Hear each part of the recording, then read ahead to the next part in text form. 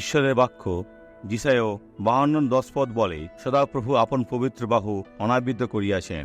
সেটা হলো তিনি কাপড় নিয়েছেন যেটা নিজের হাতে ছিল আর খুলে ফেলেছেন। নিজের হাত গুটিয়ে বলেছেন, সর্বজাতির দৃষ্টিতে জিহুদা বিশ্বাস করেনি, কিন্তু তিনি করেছেন। আর বন্ধুরা তাদের বন্দিত্বে নিয়ে গিয়েছেন। আর পৃথিবীর সমুদয় প্রান্ত আমাদের ঈশ্বরের পরিত্রাণ দেখিবে। সেটা অন্য অংশ, কারণ ঈশ্বর সাইরাস নামে একজনকে অভিষেক করেছেন, আর সে ব্যাবিলনকে অধিকার করতে চলেছিল। এটা মনে হতো কখনো শেষ হওয়ার নয়, কিন্তু ঈশ্বরের প্রতিজ্ঞা অনুসারে শেষ হয়েছিল।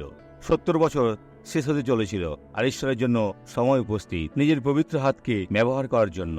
সেটা কি সেই সময় নয় যে বিশ্বাস করেন যে ঈশ্বর নিজের হাতে আপনার জীবনে কার্য করতে চলেছেন? আমি তাদের বিশ্বাস করি। এই সাক্ষ্যটি দেখুন। এখন ভালো লাগছে? আপনার ভালো লাগছে? হ্যাঁ, ভালো লাগছে। আপনার সমস্যাটা কি? আমার চোখ। আপনার চোখ? হ্যাঁ, আর এটা খুব বেশি খুলতো না, কিন্তু এখন এটা একটু ভালো লাগছে। আপনার কি যন্ত্রণা হচ্ছে? আগে কি দেখতে পেতেন না? আমি আগে ভালো করে দেখতে পেতাম। এখন ভালো দেখতে পাচ্ছেন? হ্যাঁ, ডাক্তার বলেছিল যে এটা একটা বয়সের কারণে হচ্ছিল। আমি ভালো করে জানি না এটা কি ছিল। বোন, আপনার বয়স কি 120 বছরের বেশি? না। কারণ এর সাথে বয়সের কোনো সম্পর্ক নাই। হ্যাঁ, সেটা ডাক্তার বলেছিলেন। প্রভু আপনাকে সুস্থ করেছেন।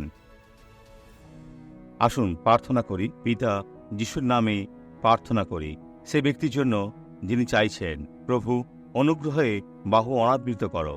সদাপ্রভুর হস্ত অনাবৃত হয়ে রয়েছে, তাই সুসমাচারের পরিচারক হিসেবে এই ব্যক্তির মধ্যে থাকা মন্দকে ছেড়ে চলে যেতে বলছি যিশুর নামে।